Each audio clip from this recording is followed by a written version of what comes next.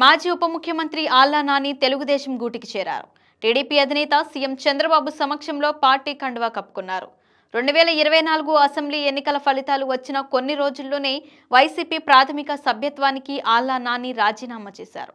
అప్పట్లోనే టీడీపీలో చేరతారనే వార్తలు వచ్చినప్పటికీ ముహూర్తం ఖరారు లేదు.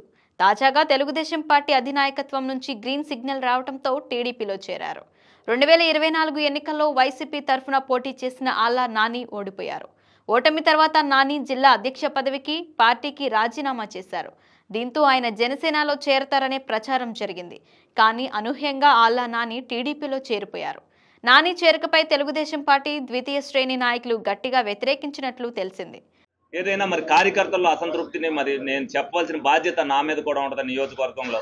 ఎందుకనంటే ఓడిపోయినప్పుడు మేమందరం కూడా 4.5 సంవత్సరాలు కష్టపడి తిరిగాం. వాళ్ళ బాధ వాళ్ళకు ఉంటుంది. వైసీపీ అధికారంలో ఉన్నప్పుడు నాని తమను ఇబ్బందులకు గురి చేశారని అధినాయకత్వం దృష్టికి తీసుకెళ్లారు.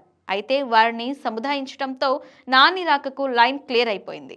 ఏలూరు అసెంబ్లీ నియోజకవర్గం నుంచి కాంగ్రెస్ నుంచి పోటీ చేసిన ఆళ్ల నాని 2004లో గెలిచారు. ఆ తర్వాత 2009 ఎన్నికల్లోనూ విజయం సాధించారు.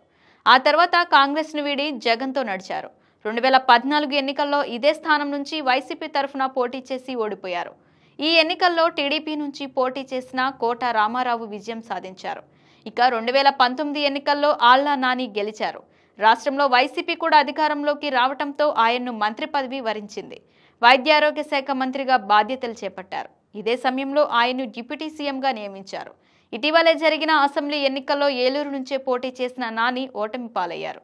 టీడీపీ తరఫున పోటీ చేసిన రాధాకృష్ణయ్య విజయం సాధించారు. ఈ ఎన్నికల్లో 62,000 ఓట్ల తేడాతో ఆళ్ల నాని ఓడిపోయారు.